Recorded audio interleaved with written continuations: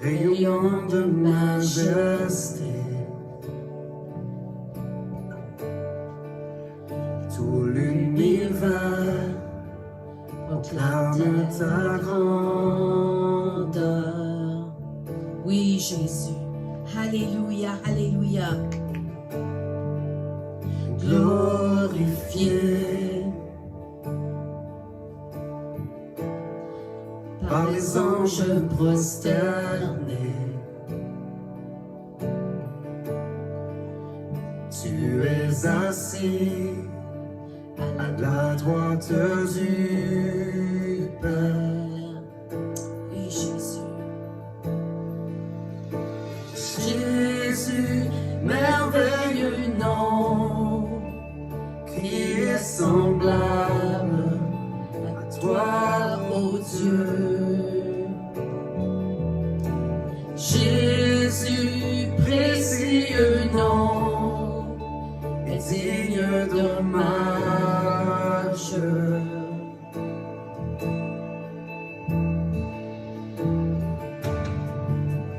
Captivé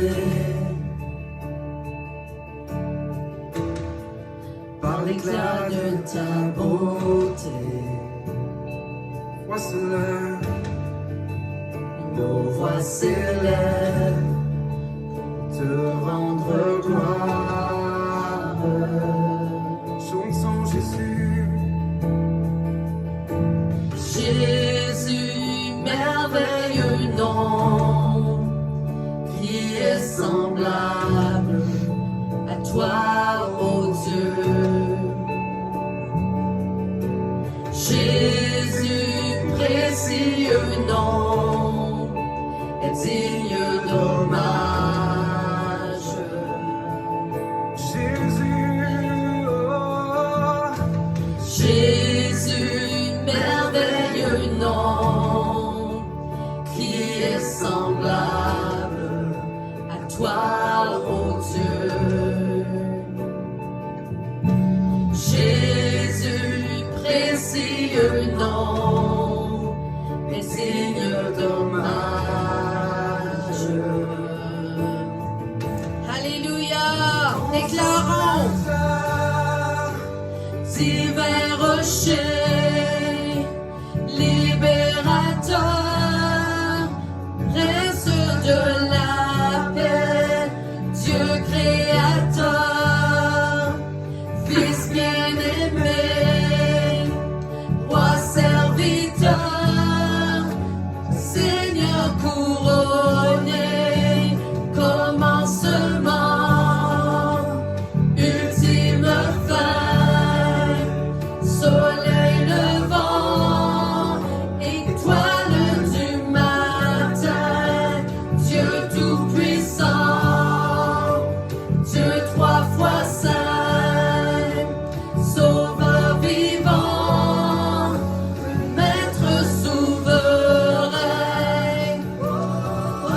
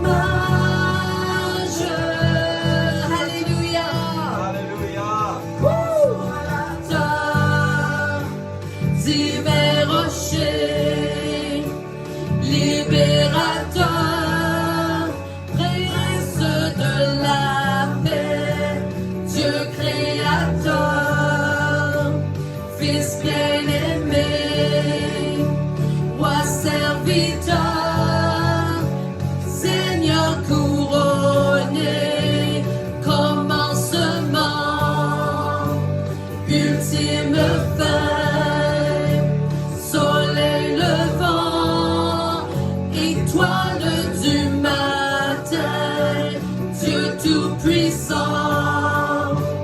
Dieu trois fois saint, Sauveur vivant, Maître souverain. Jésus, merveilleux nom, qui est semblable à toi, ô Dieu. Jésus, précieux nom, est digne d'hommage. Alléluia.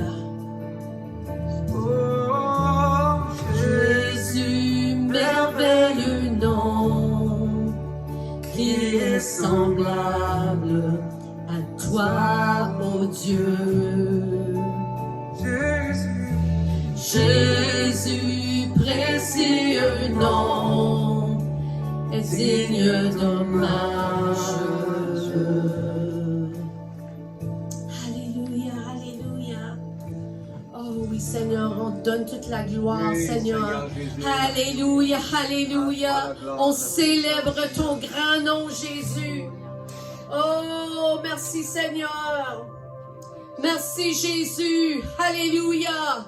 Dans la joie quand Le soleil m'inonde sur les monts où ta présence abonde. oh, Jésus, je te suivrai. Alléluia. Alléluia, Seigneur. Dans la peine quand mon âme sombre, dans la vallée du deuil et de l'ombre. Oh, Jésus, je te suivrai. Car Tu es mort pour moi. Oui, Seigneur. Je vivrai pour toi. Tu t'es offert sans rien garder. Tu as ouvert pour me sauver. Oh. Jésus, je te suivrai. Je t'aimerai plus que la vie, te servirai malgré le prix. Oh. Jésus, je te suivrai.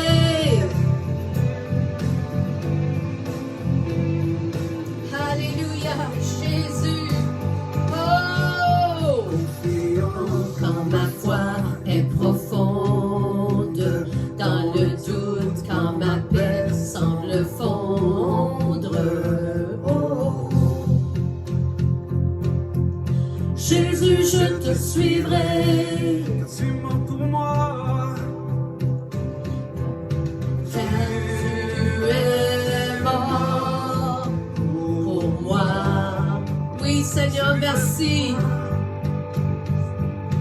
Je vivrai pour toi. Tu t'es offert sans rien garder. Tu as souffert pour me sauver. Oh. Jésus, je te suivrai. Alléluia. Je t'aimerai plus que la vie, je servirai malgré le prix. Oh. Jésus, je te suivrai. Oh, oh, oh, oh. Jésus, je te suivrai. Oh,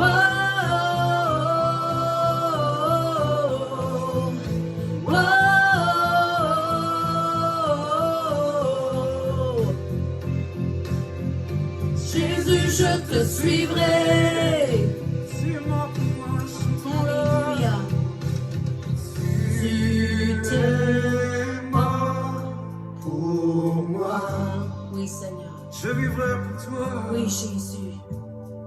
Je vivrai pour toi. Tu es mort pour moi. Oui, Seigneur. Alléluia. Tu es mort pour moi. Je vivrai pour toi. Je vivrai pour toi. Tu t'es offert sans rien garder. Tu as souffert pour me sauver.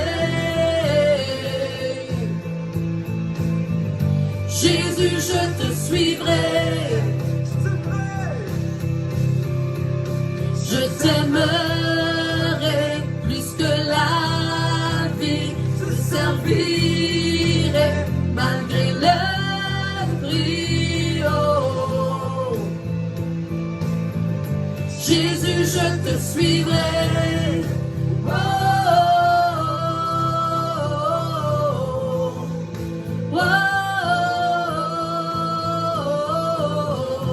Oh. Jésus, je te suivrai. Oh,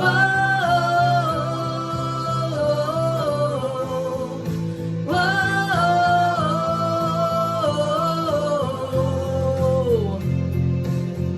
Jésus, je te suivrai.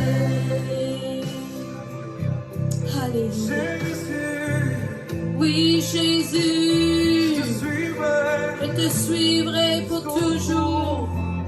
Alléluia. Je te suivrai. Je te suivrai. Alléluia. Oui, Seigneur Jésus.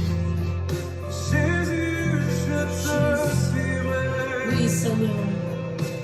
Je te suivrai. Alléluia. Oh, Seigneur Jésus. Merci, Seigneur, pour ta présence. Alléluia. Nous recevons, Seigneur, ta paix, Seigneur Jésus, ta joie, Seigneur. Alléluia. Oh, oui, Seigneur. Tu as des grandes choses pour nous, Seigneur. Alléluia. Alléluia. Alléluia. Oh Seigneur, on te glorifie, Seigneur, dans les bons temps, on te glorifie dans les tempêtes, on te glorifie dans toutes circonstances, Seigneur, parce que tu es bon. Tu es bon. Alléluia. Oh, merci Jésus. Oui, Seigneur. Oh, Alléluia, Alléluia, Alléluia. Oh, Shararararionahe. Oh, Jésus, Jésus, Jésus. Oh oui, Seigneur. Alléluia, Alléluia. Merci, Seigneur Jésus. Alléluia. Oui, Seigneur Jésus. On te loue. On te loue, Seigneur.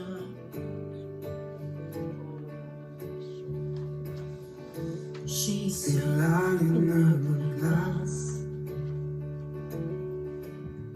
Et le soleil menace, créateur des étoiles, mon secours est en toi. Oui, Jésus. Si mes larmes ruissellent et que mon pas chancelle, Créateur de la terre, mon secours est en toi.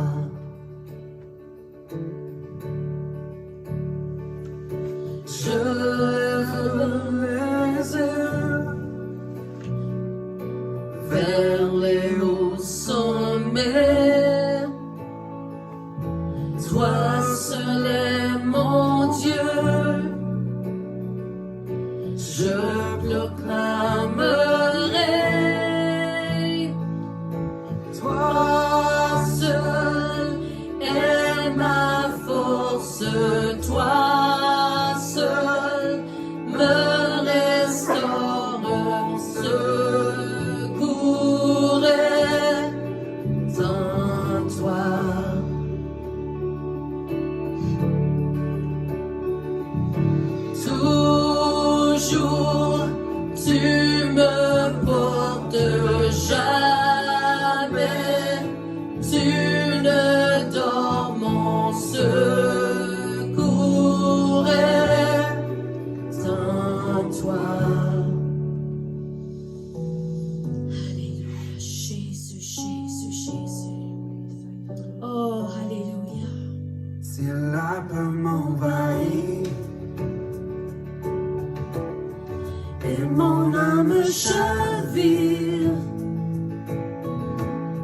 Créateur de la vie, secours est en toi.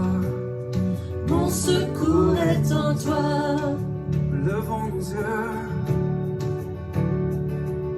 Je lève les yeux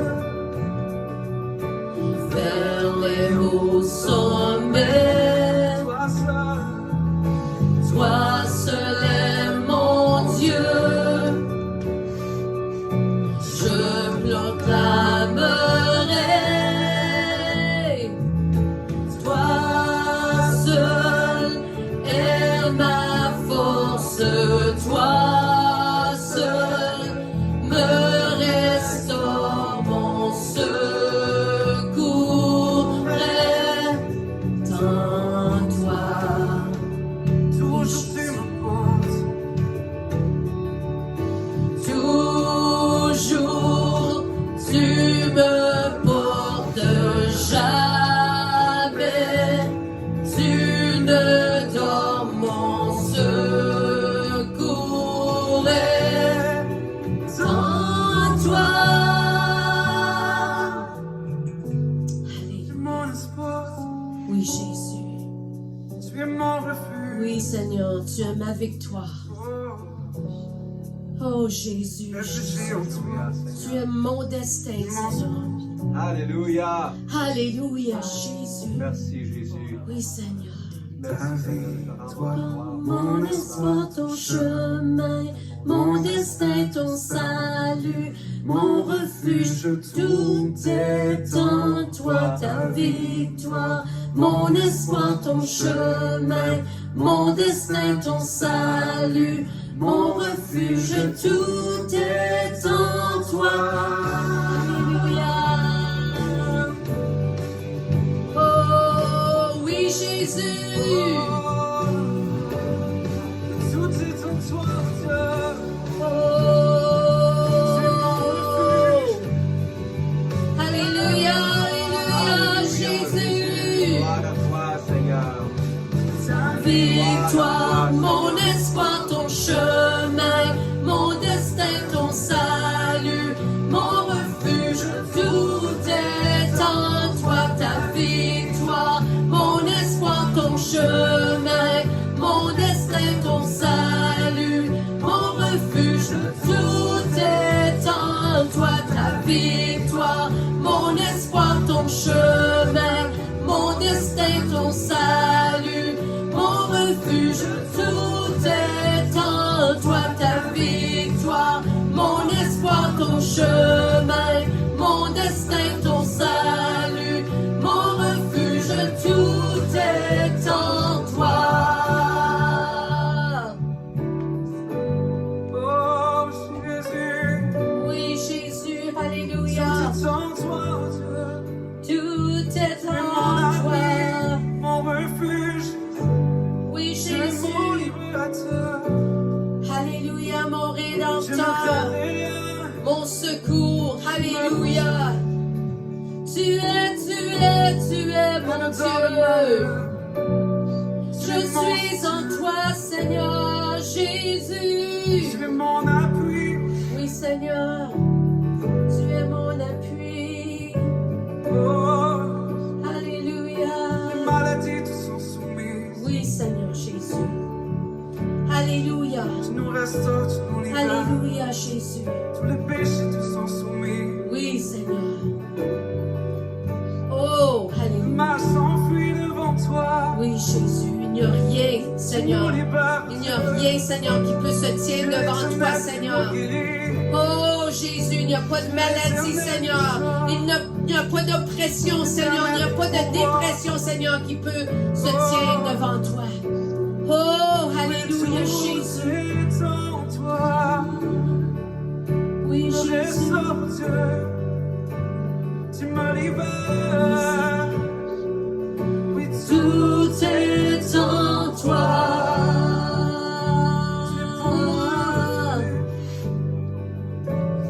Je ne crains rien. Tout est en toi. Oh, Alléluia, Alléluia. oh, Oui, Jésus. Tout est en toi. Alléluia. Oh, Alléluia, Béni Jésus. sois-tu, Seigneur. Oui, Seigneur. Alléluia. Oh, merci, Seigneur. Oh, à cette saison d'action de grâce, Seigneur, on déclare que ton amour est parfait. Alléluia. Amour parfait, tu t'es donné à la croix pour tout effacer. De mes péchés, tu t'es chargé sur la croix. C'est par ta grâce seule, que je suis pardonné. Amen. C'est par ta grâce seule, que tu m'as racheté. Oh, oh, oh. Merci pour la croix, ton amour pour moi. Oh, oh, oh. Ta grâce ne faillit pas. Woo! Amen. Alléluia.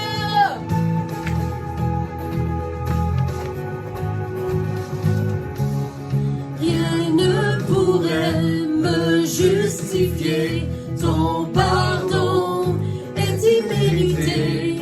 Tous mes efforts ne suffiraient à me sauver. C'est par ta grâce seule, que je suis pardonné.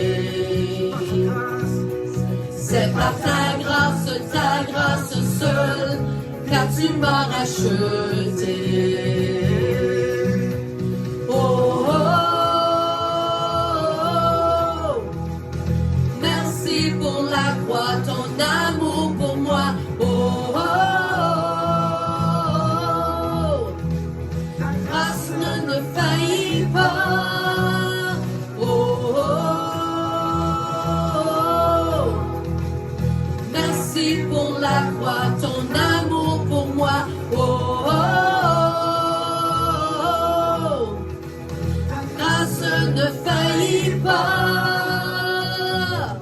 Ta grâce justifie, ta grâce m'affranchit, ta grâce me purifie, ta grâce m'offre la vie, ta grâce m'a sauvé, ta grâce a pardonné, ta grâce m'a comblé, ta grâce m'a libéré, ta grâce justifie, ta grâce m'affranchit, ta grâce me purifie, ta grâce m'offre la vie, ta grâce m'a sauvé, ta grâce a pardonné, ta grâce m'a comblé, ta grâce m'a libéré. Jésus, ta grâce purifie, ta grâce m'offre la vie, ta grâce m'a sauvé, ta grâce m'a sauvé, ta grâce m'a comblé, ta grâce m'a libéré. Oh! Woo! Alléluia.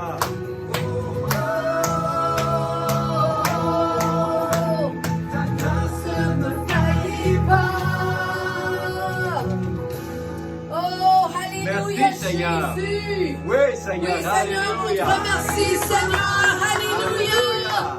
Nous te célébrons aujourd'hui, Seigneur. Nous te remercions pour tout ce que tu fais, Seigneur Jésus. Alléluia, Alléluia, Seigneur. alléluia. Merci, Oh, Jésus. merci, Jésus. Merci, Merci, Seigneur Seigneur. Merci, Merci, Seigneur. Seigneur Jésus. Alléluia, alléluia. Merci, Jésus. Oh, Jésus, Jésus, on te loue ce matin, Seigneur. On te loue cet après-midi, Seigneur. Oh, tu es bon, Jésus. Alléluia. Alléluia. Alléluia, Seigneur. Tu connais notre commencement et notre fin, Seigneur. Nous sommes sécures, Seigneur, dans la main de Dieu. Alléluia, Jésus. Merci, Seigneur. Merci, Jésus. Alléluia, alléluia, alléluia. Alléluia, alléluia. Oh, Jésus, Jésus. Oui, Seigneur, gloire à toi, Seigneur. Gloire à toi, Jésus. Oh, alléluia, alléluia. Alléluia. Merci Seigneur Jésus. Oh, merci Jésus. Merci Seigneur. Oh, Alléluia. Merci Seigneur Jésus. On va donner nos offrandes et nos dîmes cet après-midi.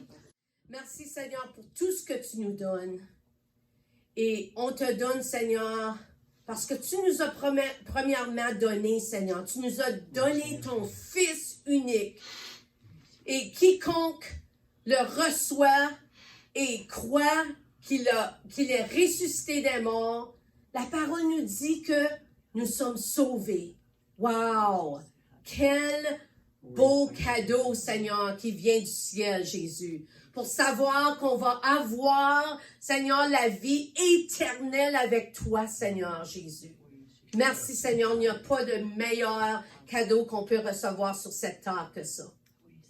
Nous donnons, Seigneur, la gloire au nom de Jésus. Amen. Bonjour tout le monde. Alléluia. Mon nom c'est Pasteur Denis Boudreau de Sudbury Victory Center et je suis très excité ce matin à apporter la parole. Je veux prêcher ce matin sur un sujet qu'on a besoin de l'entendre. C'est ce qui concerne le ciel et l'enfer et comment y arriver. Alors, c'est ça que j'ai intitulé mon message ce matin. Le ciel et l'enfer et comment y arriver. Comment on se rend là. Alléluia.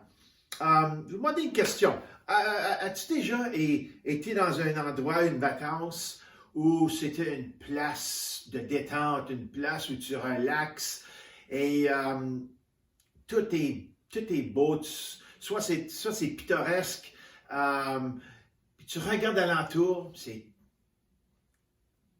tu dis, wow, c'est vraiment le ciel ici.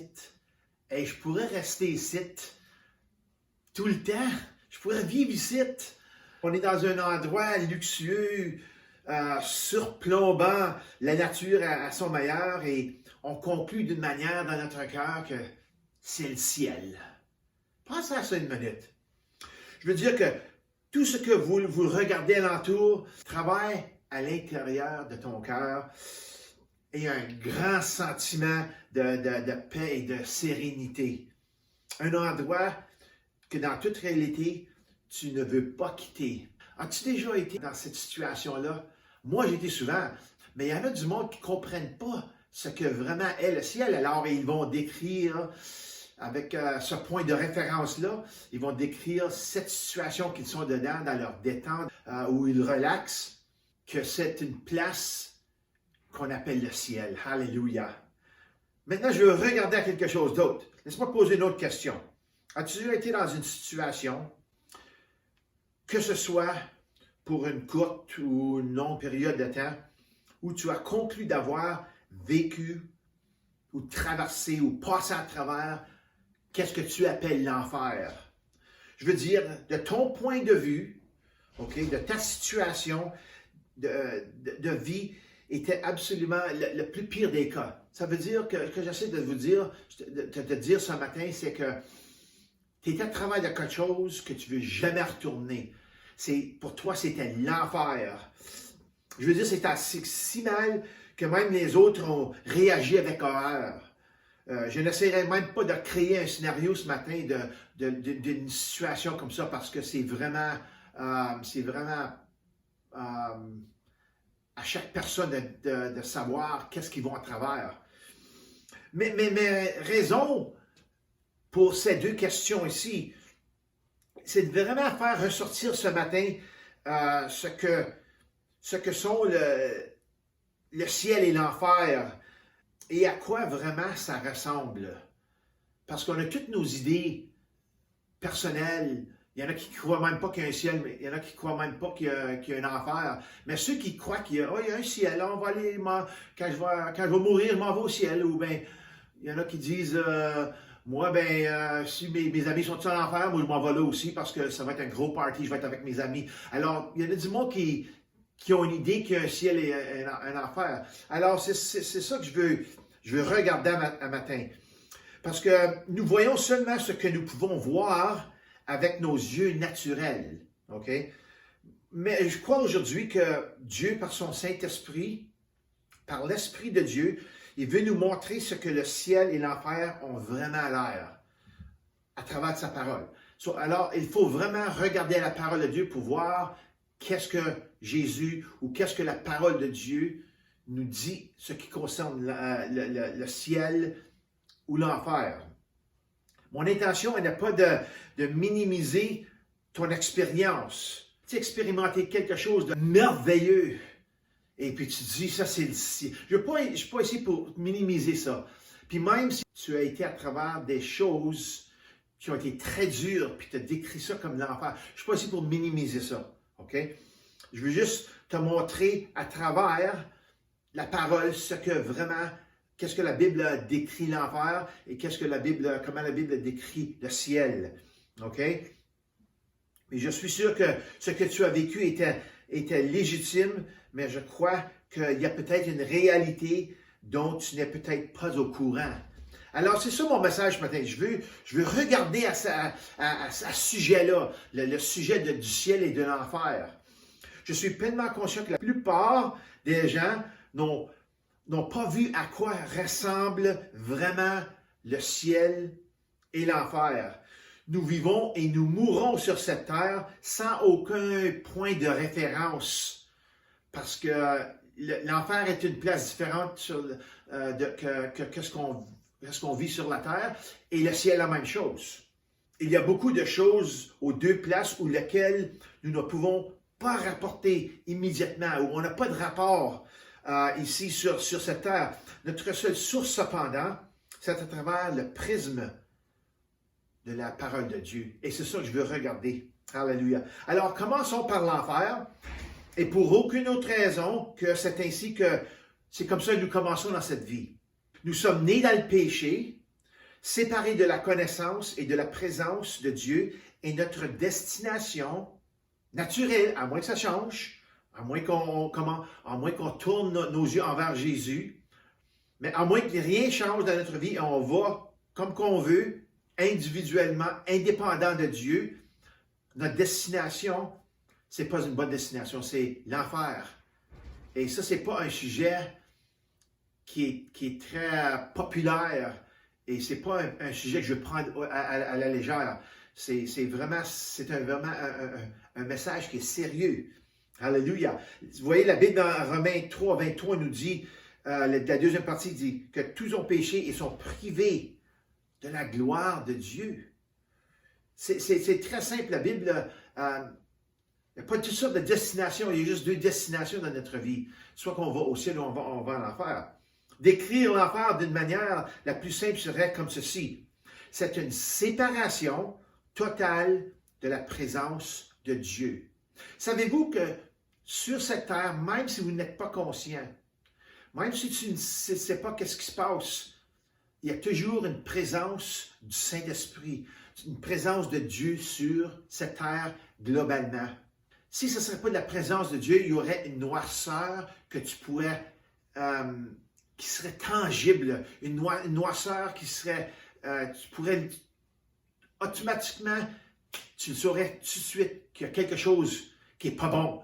Alors la présence de Dieu couvre cette terre et il le couvre à travers des croyants. Alléluia. Alléluia. Parce que la présence de Dieu est en nous comme croyants.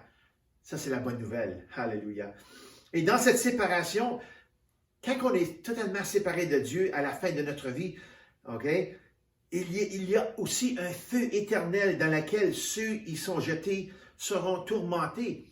Maintenant, nous allons regarder beaucoup d'écritures ce matin, beaucoup d'écritures de la parole, des versets de la parole de Dieu, pour démontrer que la vérité, qu'est-ce que Jésus est prêt à nous dire, qu'est-ce que la parole nous dit de l'enfer. Matthieu 25, au verset 41 et aussi au verset 46. C'est marqué, et il dira à ceux qui sont à gauche, éloignez-vous de moi, maudits, dans le feu de l'Éternel, préparé pour le diable et ses anges. Alors ici, nous voyons, OK, que la Bible a dit, éloignez-vous de moi. Alors, séparez-vous de moi. Alors, c'est cette séparation-là qui va vraiment affecter le monde éternellement. Ceux qui sont rébellés envers Dieu, puis on dit, je crois pas en Dieu, ou bien, je veux pas rien à faire avec Dieu, les choix qu'on fait dans notre vie, il va y avoir des résultats. Puis verset 46 du même chapitre 25, ça dit, et ceux-ci iront à la plaine éternelle, mais les justes à la vie éternelle. Alors il dit ici, soit que tu vas aller en enfer, ou que tu vas aller au ciel. Il y a 4 choses, ce qui concerne l'enfer, selon la parole de Dieu. La première chose, c'est qu'il y a une obscurité totale. Et aussi, il y aura un grincement dedans. Il y aura un feu éternel et une séparation totale et absolue de Dieu. Il n'y aura plus de Dieu. C'est fini. C'est ça l'enfer. Okay? Maintenant, l'obscurité totale. Si on va à Job, chapitre 10, versets 21-22, il nous dit ici, « Avant de m'en aller, pour ne pas en revenir dans le pays des ténèbres. » Alors ici, il dit, quand on va dans le pays des ténèbres et de l'ombre de la mort, tu ne peux pas en revenir. OK? Pays où règne une obscurité épaisse, l'ombre de la mort et le chaos, où la lumière n'est qu'obscurité. Alors, la parole ici en Job nous dit qu'on ne peut plus en revenir. Une place où c'est noir, une obscurité totale. Ça nous fait penser, ça me fait penser. Je me rappelle quand mon ami il témoignait de Jésus. Et il m'expliquait des choses, il me montrait des choses. Que vraiment que l'enfer et le ciel, c'est 2 places opposées et c'est 2 places qui sont définitives. En d'autres mots, quand tu meurs, soit que tu vas et tu restes au ciel, et soit que tu vas et restes en enfer. Il n'y a pas de retour. Merci Seigneur pour l'honnêteté de ta parole. La deuxième chose, c'est le grincement des dents. Et on voit ça dans Matthieu 22, 13, dit, « Alors le roi dit au serviteur, attachez-lui pieds et les mains. Emmène-le et jetez-le dans les ténèbres extérieures, où il y aura des pleurs et des grincements de dents. » Alors, c'est vraiment une place où tu es tourmenté et une place où c'est très chaud, parce que la Bible nous dit que c'était comme un lac. Aussi, l'autre partie qui décrit l'enfer, c'est le feu éternel. Et on voit ça dans Marc 43 à 44. C'est marqué ici, « Si ta main te pousse à mal agir, coupe-la. » Puis il parle aussi de la main, des yeux et des pieds. Alors il dit, si ta main te pousse à mal agir, coupe-la. Mieux vaut pour toi entrer manchot dans la vie éternelle que d'avoir les dents, les 2 mains aller en enfer et d'aller en enfer dans le feu qui ne s'éteint pas, là où le ver ne meurt pas et où le feu ne s'éteint pas. Alors, on voit c'est quelque chose de permanent, qui est éternel, qui va jamais arrêter. Alors, c'est comme j'ai dit auparavant, c'est très, très sérieux. Puis la 4e chose, puis moi, je trouve que c'est la chose la plus qui te frappe dans le front, c'est la séparation de Dieu. La séparation de toute la bonté, de l'amour de Dieu. C'est marqué ici dans 2 Thessaloniciens 1,9, dit « Loin de la présence du Seigneur et de la gloire de sa force. » Loin de la présence de Dieu. Loin. Alors, c'est pas une bonne place. Matthieu 25, 41, on vient de lire, on va le relire encore. Et il dira à ceux qui sont à la gauche, « Éloignez-vous de moi, distancez-vous de moi, au plus loin que vous êtes capable. » Ça qui d'après dire, maudit dans le feu éternel préparé pour le diable et ses anges.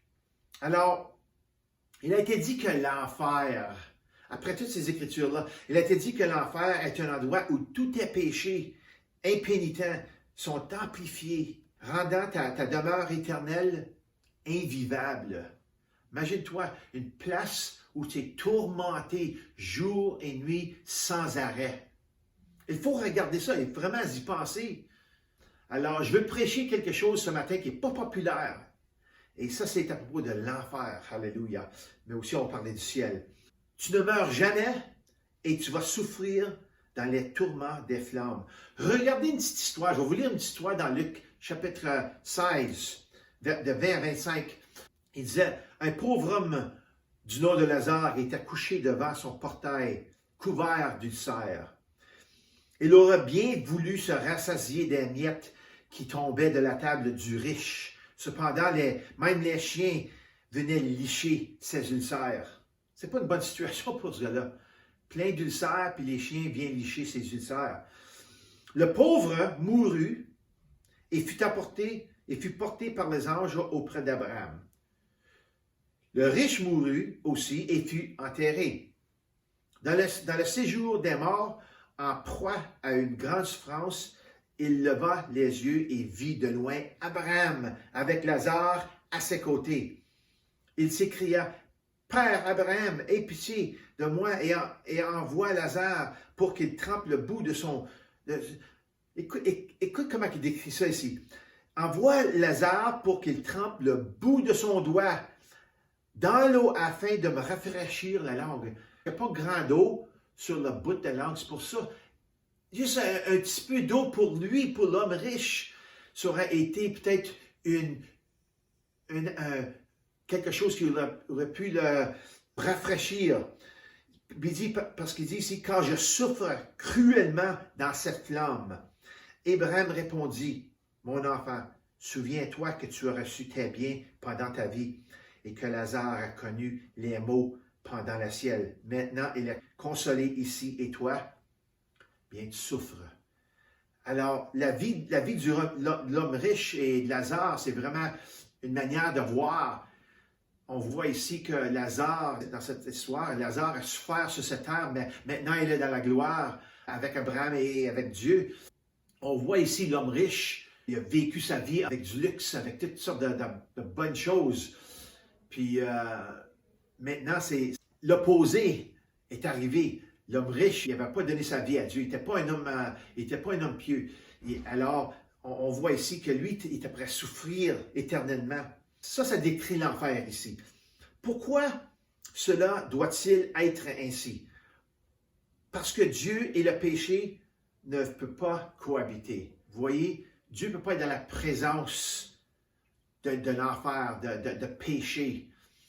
Et pour la plupart, la raison pour laquelle les gens y vont, c'est parce qu'ils ont refusé de recevoir le salut qui leur était offert. Alors, Jésus est venu sur cette terre pour démontrer l'amour de Dieu, pour montrer la puissance de Dieu, pour nous racheter à travers de sa mort et son sang qui a été coulé pour nous.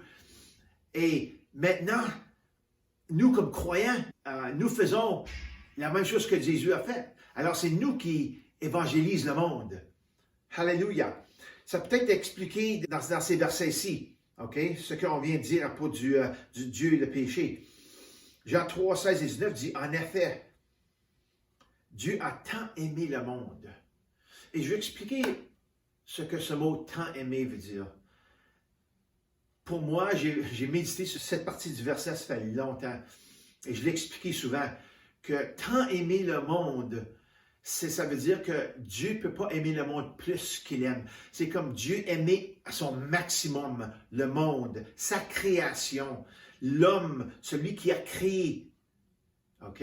Il a tant aimé le monde qu'il a donné son Fils unique. Imagine-toi avoir seulement un Fils. Et il l'a donné pour nous, afin que quiconque croise en lui ne périsse pas, mais ait la vie éternelle. Alors ici, la Bible nous dit que si on veut avoir la vie éternelle, on reçoit Jésus-Christ, on croise en lui, on vit pour lui. Alléluia. En effet, verset 17 nous dit, Dieu en effet n'a pas envoyé son Fils dans le monde pour juger le monde, mais pour que le monde soit sauvé par lui. Verset 18 nous dit, celui qui croit en lui n'est pas jugé, ou ne sera pas jugé au temps du jugement. Mais celui qui ne croit pas est déjà jugé parce qu'il n'a pas cru au nom du Fils unique de Dieu. Et voici quel est ce jugement. La lumière est venue dans le monde et les hommes ont préféré les ténèbres à la lumière parce que leur manière d'agir était mauvaise. C'est très triste quand on écoute ça ici, qu'ils seront jugés pour ceci, que la lumière est venue dans le monde, la lumière est Jésus, et les hommes ont préféré la noirceur à la lumière parce que leur manière d'agir était mauvaise, et ils n'ont pas voulu tourner leur cœur à Jésus. Alors nous faisons nos propres choix dans la vie, et avec chaque choix, il y a un résultat. Par conséquent, si après avoir entendu l'Évangile et tu refuses l'offre de Dieu, de la vie éternelle, et tu continues dans tes péchés, le résultat est alors la damnation éternelle et la séparation d'être avec Dieu. La séparation totale, c'est une damnation éternelle. Okay? Pour ton information, et pour que tu le saches, le Saint-Esprit t'aime tellement, il te ne laissera pas partir jusqu'à ton dernier souffle. C'est pour dire que si quelqu'un est pris pour quelqu'un, le Saint-Esprit va toujours aller envers cette personne-là, essayer de le convaincre de tourner son cœur à Jésus jusqu'au dernier souffle. Il n'arrêtera jamais. Il poursuit sans relâche chaque personne dans ce monde jusqu'à la dernière seconde dans l'espoir qu'il le reçoive ou l'appelle, ou il crie envers Jésus. Jésus, aide-moi. Jésus, sauve-moi. OK? C'est cet amour, ça c'est l'amour inexplicable de Dieu. Tu pourrais être pécheur toute ta vie, haïr Dieu, haïr ses manières. Et puis, à ton dernier souffle, tu tournes ton cœur à lui. Ça, c'est possible. Mais pourquoi prendre une chance? Pourquoi prendre la chance? Pourquoi pas tourner ton cœur maintenant, aujourd'hui, à lui? Alléluia. Alors, nous avons deux choix dans cette vie. Et la Bible est très claire. Si vous allez avec moi à Deutéronome, chapitre 30, verset 19, ça nous dit, « J'en prends aujourd'hui à témoin contre vous le ciel et la terre. » Alors, le témoignage est au ciel et sur la terre. Je vous le dis là, que j'ai mis devant toi la vie et la mort, la bénédiction et la malédiction. Puis après ça, il nous donne la réponse. Il dit, choisis la vie afin de vivre, toi et ta descendance. Mais je me rappelle, j'allais régulièrement pour des inspections pour ma vue. Alors, quand j'allais à l'optométriste, et puis il me faisait asseoir dans son siège, et il fermait les lumières, puis il mettait cette affaire sur mes yeux avec toutes sortes de prismes. OK? Et puis, il me donnait toujours deux choix.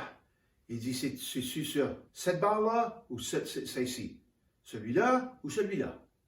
Celle-ci ou celle-là? Il me donnait toujours un choix, ça me rappelle. Et c'est ça qui me faisait penser. Il y a juste deux choix. Je ne peux pas avoir deux différentes choses. Pour avoir la meilleure vision, il faut que je fasse le bon choix. La parole de Dieu nous parle d'une manière très simple. Dieu veut que chacun comprenne la simplicité de ce qu'il dit. Je mets devant toi deux choses, sans rien entre les deux. OK? Il n'y a pas la vie et la mort puis quelque chose en dedans. OK? C'est soit la vie ou la mort, la porte numéro 1 ou la porte numéro 2, la droite ou la gauche, le haut ou le bas. Prenez votre choix. Vous avez un choix.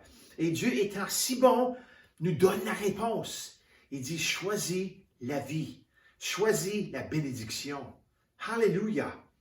Choisissez le ciel. Quelque part dans tout ceci, l'homme a créé un terrain du milieu. OK? Où il peut jouer en dedans. Il peut jouer un petit peu avec l'enfer, il peut jouer un petit peu avec le ciel. Ça, c'est pas une bonne place. OK? Puis je m'en rappelle moi-même, même comme chrétien, ça fait des années passées, alors je m'ai remis à la droite. Mais il y avait des temps que je n'étais pas comme chrétien et je jouais avec les affaires de Dieu et les affaires de l'enfer. Ce n'est pas une bonne place. Alors, il n'y a pas vraiment place du milieu. Avec Dieu, c'est soit que tu vas au ciel ou soit que tu vas à l'enfer. Choisis la porte numéro 1, la porte numéro 2, le haut ou le bas. Alors, c'est ça qu'il faut qu'on comprenne. Il n'y a pas de zone de milieu. Jean 10 veut décrire une seconde ici. Qu'est-ce que tu vas rencontrer si tu vas à l'enfer? Si tu ne te repentis pas dans ta vie avant que tu meurs, va vous décrire quelque chose. La Bible a dit dans Jean 10, 10, le voleur, l'ennemi de notre âme, ne vient que pour voler, égorger et détruire. Moi, ça c'est Jésus qui parle là. Moi, je suis venu afin que les brebis aient la vie et qu'elle l'ait en abondance. Alors, moi, j'ai pris une décision dans ma vie de vivre pour Jésus-Christ, mon Sauveur, mon Seigneur. Alléluia. Et c'est lui qui me donne la vie. Et pas juste la vie, mais c'est la vie en abondance. Mais ceux qui ne connaissent pas Jésus, ceux qui ne veulent pas connaître Jésus, eux autres, ils vont faire partie avec le voleur. Tout ce que tu as bon dans ta vie, il veut le voler. Il veut t'égorger, puis il veut te détruire. Alors, on a le choix. Le diable est connu sous tant de noms comme le voleur, le menteur, le trompeur, l'égorgeur, le destructeur. Jésus est également connu sous nombreux noms. OK? Le chemin, la vérité, la vie, l'onction, la parole, l'anneau de Dieu. Alléluia. Il y a une grande différence. C'est noir et blanc. Il n'y a pas rien dans le milieu. Il n'y a rien de gris ici. C'est soit que c'est noir et soit que c'est blanc. C'est soit que on descend ou on monte. C'est ça que la parole nous dit ici. Et alors, il est très triste de voir comment le monde et même parfois les croyants utilisent le mot enfer d'une manière qui est triviale et inexacte. Souvent, on va vraiment entendre des chrétiens parler de manière où c'est pris à la légère. Mais ça, c'est la chose la plus sérieuse. C'est la chose la plus sérieuse. C'est pas rien à faire avec les présidents, les politiques. La chose la plus importante dans ta vie, c'est que tu saches que soit que tu vas au ciel, ou que tu saches que si tu ne te repentis pas, que tu vas aller à l'enfer. C'est ça la chose. C'est la chose la plus sérieuse parce que c'est éternel. C'est sans fin. Ta destination finale est une place où tu vas toujours être là. Tu vas toujours être conscient. Tu ne seras pas mort. Tu vas être conscient. Soit tu vas être tourmenté ou tu vas jouir de la présence de Dieu. Alléluia. Et ceux qui se moquent de Dieu dans leur incrédulité et utilisent le mot enfer et le décrivent comme un lieu de fête éternelle. Moi, je vais aller, ça fait rien où je m'en vais à l'enfer, je m'en vais avec mes amis, on va y avoir un gros party là-bas. On va boire ici, on va boire là-bas. Ça, c'est le plus grand mensonge que tu vas jamais entendre de ta vie. Tu vas être tourmenté pour l'infini. Une dernière pensée sur l'enfer. Regarde ce que l'Apocalypse 21, 5 à 8 nous dit. Celui qui est assis sur le trône dit, voici que je fais toutes choses nouvelles. Il ajouta, écris cela, car ces paroles sont dignes et confiance est vraie. Puis il me dit, je suis l'alpha et l'oméga, le commencement et la fin. À celui qui a soif, je donnerai à boire gratuitement la source de l'eau de la vie. Le vainqueur recevra cet héritage, je serai son Dieu et il sera mon fils. Écoute là, quant aux lâches, aux incrédules, aux pécheurs, aux abominables, aux meurtriers, à ceux qui vivent dans l'immoralité sexuelle, aux sorciers, aux idolâtres et à tous les menteurs, leur part sera dans l'étang ardent du feu et de soufre.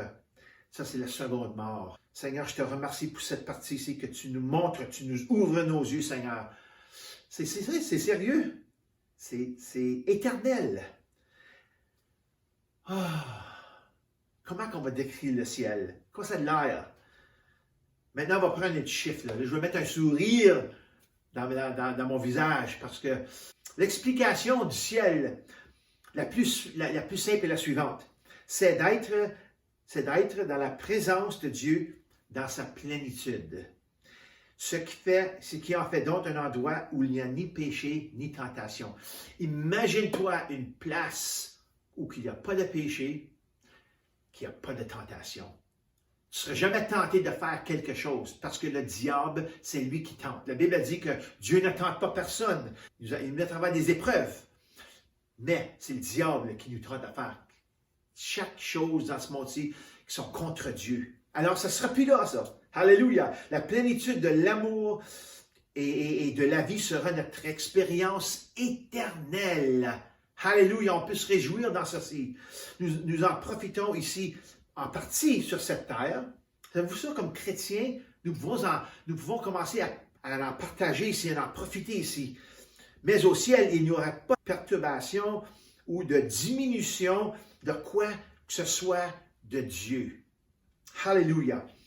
Il n'y aura plus jamais de facteur de péché dans l'équation. Jamais. Tout va aller bien tout le temps. Tout l'amour, tout le temps.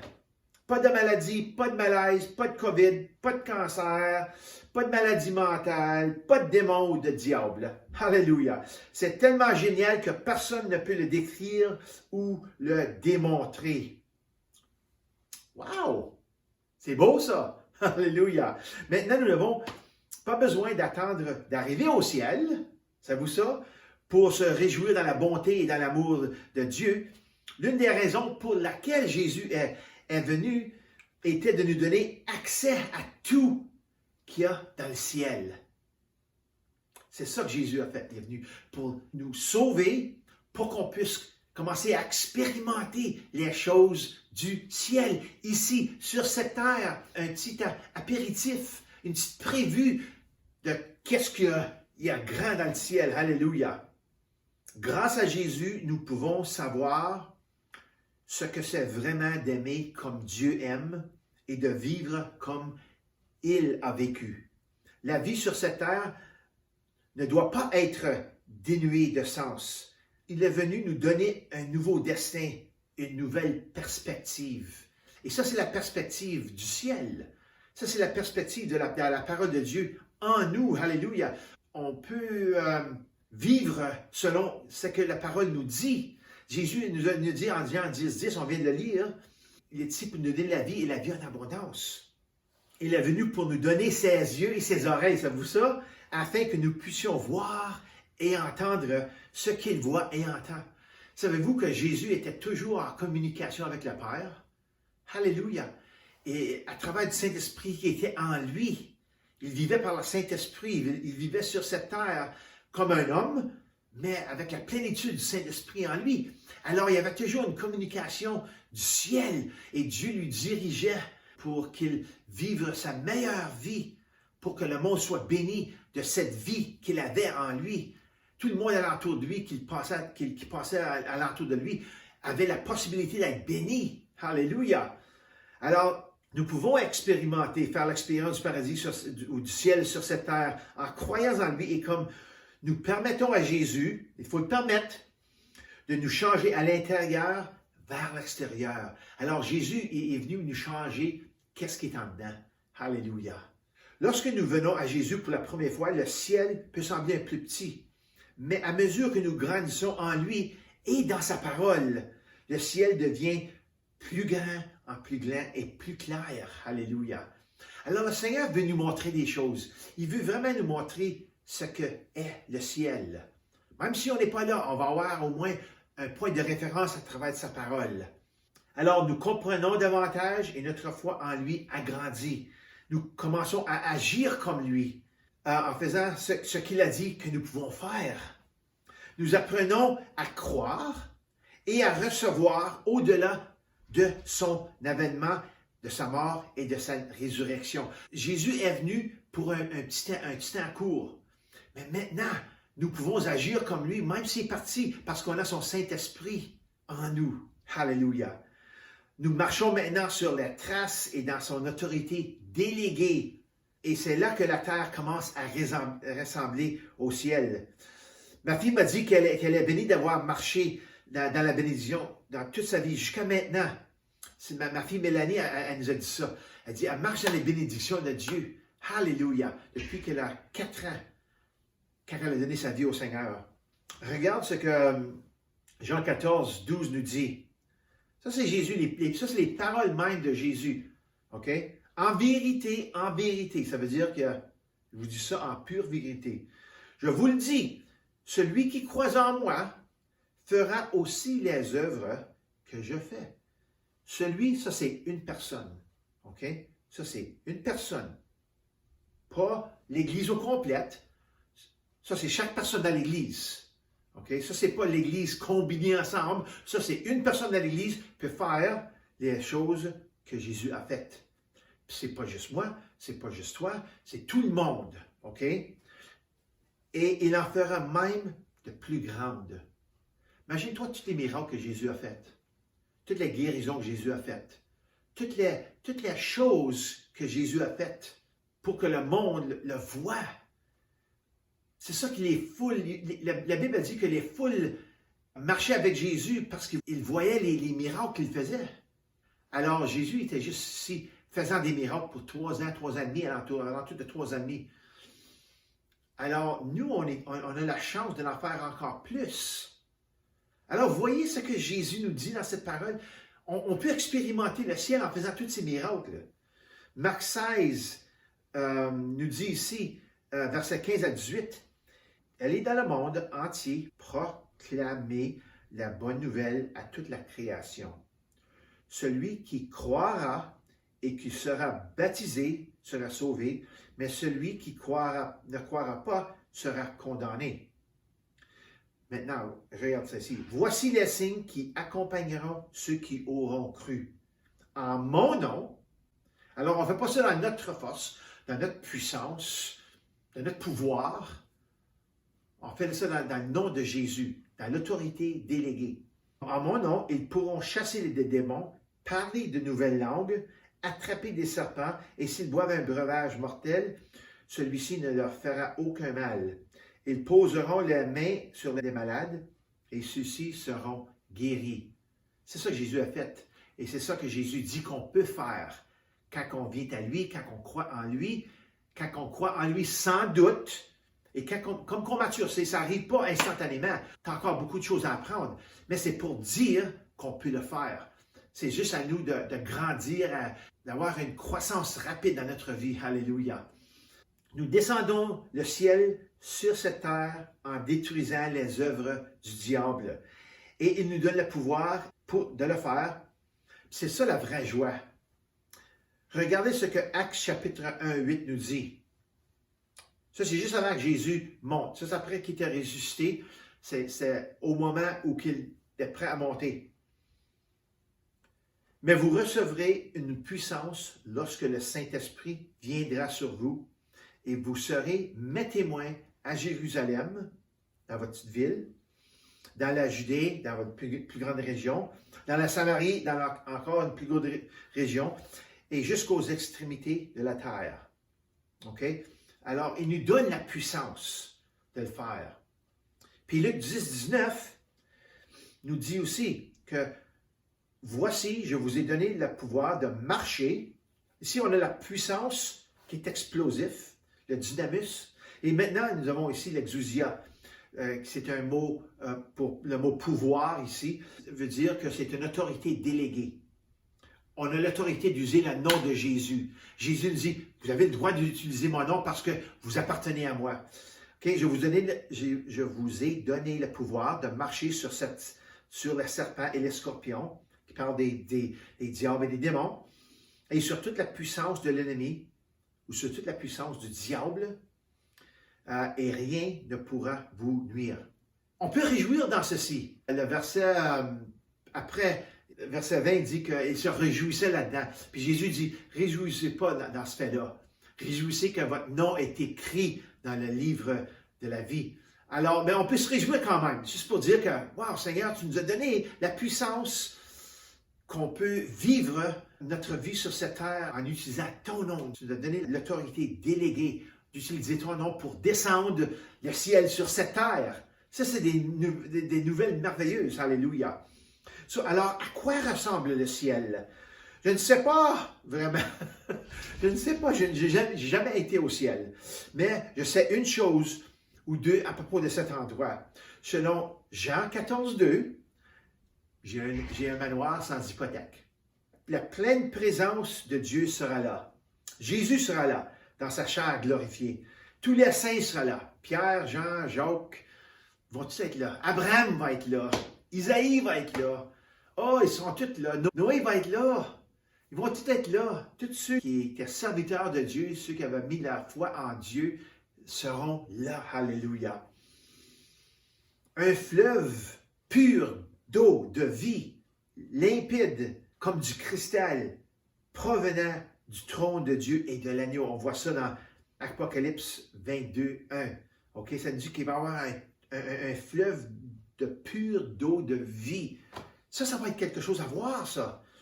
Le Nouveau Jérusalem, la ville n'a pas besoin n'a besoin ni de soleil, ni de lune pour y briller, car la gloire de Dieu l'illumine. Alors, nous connaissons seulement la source de lumière qu'on connaît. Durant la journée, c'est le soleil. Puis dans le soir, c'est la lune. On n'aurait plus besoin de ça. C'est la gloire de Dieu qui va illuminer tout. Alléluia! L'agneau est sa lumière. Pas de péché du tout. Regardez Apocalypse 21, 10 à 21. Okay? Il me transporta en esprit sur une grande et haute montagne et me montra la ville sainte, Jérusalem, qui descendait du ciel auprès de Dieu. Elle rayonnait de la gloire de Dieu. Son éclat ressemblait à celui d'une pierre très précieuse, d'une pierre de jaspe transparente comme du cristal. Elle était entourée d'une grande et haute muraille avec 12 portes, et à sa porte 12 anges. Imagine-toi là, des grandes portes. Comment grandes sont ces portes? Comment grands sont ces anges? Wow! Ceux des 12 tribus d'Israël. Non, il y avait des noms écrits sur ces portes qui étaient ceux des 12 tribus d'Israël. Il y avait à l'est 3 portes, au nord 3 portes, au sud 3 portes et à l'ouest 3 portes. La muraille de la ville avait 12 fondations qui portaient les noms des 12 apôtres de l'agneau.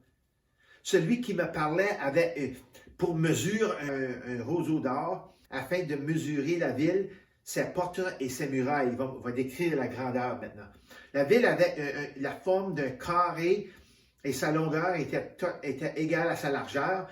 L'ange mesura la ville avec le roseau et trouva 2200 km. Sa longueur, sa largeur et sa hauteur étaient égales. Alors, la grandeur du Nouveau Jérusalem est 2200 mètres de cette manière, de cette manière, de cette manière, de toutes les manières. OK? Il mesura aussi la muraille et trouva 72 mètres, selon la mesure humaine qu'employait l'ange. La muraille était construite en jaspe et la ville était en or pur. OK. Si on pense qu'il y a de l'or sur cette terre, il n'y a rien ici qui compare à ce qu'il va y avoir au ciel. OK? En or pur, transparent comme du verre pur. Maintenant, quand ça dit la ville était en or pur, ça parle des chemins. OK? Des chemins en or pur, mais transparent. On ne peut pas voir ça ici. Ça va être quelque chose de totalement différent.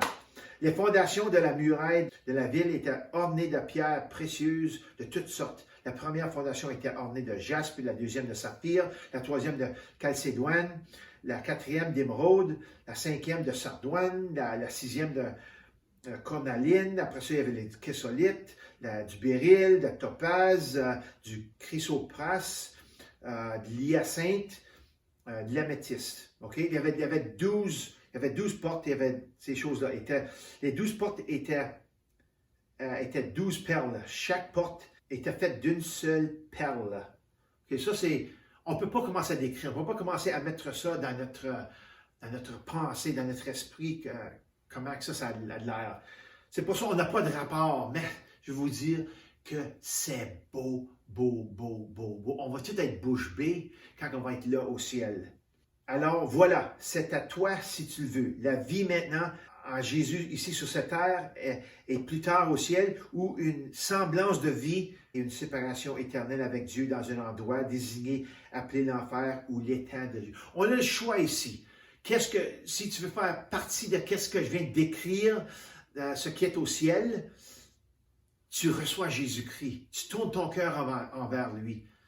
Sinon, c'est dans l'étang du feu. Regarde ce que Deutéronome 30, 19, je vais le répéter encore. Il dit, « J'en prends aujourd'hui à témoin contre vous et le ciel. » Ça, c'est Moïse qui parle. OK? « J'ai mis devant toi la vie et la mort, la bénédiction et la malédiction. Puis après ça, il dit, choisis la vie afin de vivre, toi et ta descendance. Alors, il nous donne ici, Moïse nous donne la parole ici de Dieu. Il dit de choisir soit la vie ou la mort, le ciel ou l'enfer.